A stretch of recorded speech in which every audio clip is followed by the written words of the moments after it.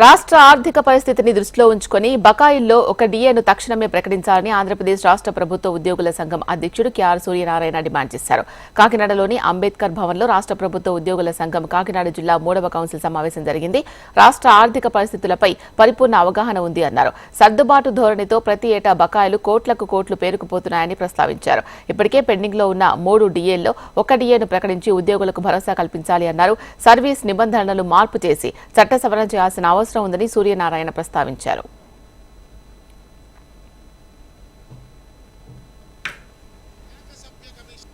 Commission ని justice Sundaresan commission ఆయన Sundaresan commission గారు నియమించారు. వారిచ్చిన సూచన మేరకు నిబంధనలు అడ్మినిస్ట్రేటివ్ మెకానిజం ఎవాల్వ్ చేశారు. అప్పటి నుంచి ఇప్పటి వరకు అనేక మార్పులు జరిగినాయి. 40 సంవత్సరాల్లో సాంకేతికంగా అభివృద్ధి చెందాం, పరిస్థితులు మారినాయి, రాష్ట్ర విభజన జరిగింది, ఇవాళ కొత్త జిల్లాలు ఏర్పడినాయి, వివిధ శాఖల పనితీరు మారింది. కాబట్టి మారిన కాలమాన పరిస్థితులకు అనుగుణంగా మీరు వాట్సాప్ గవర్నెన్స్ తెస్తా ఉన్నటువంటి నేపథ్యంలో మరి మాకు కూడా నీడ్ ఆఫ్ ది డే ఈ రోజున వాస్తవ స్థితికి తగ్గట్టుగా మా పాలనా వ్యవహారాలను పరిష్కరించాలనేది ఒకటి.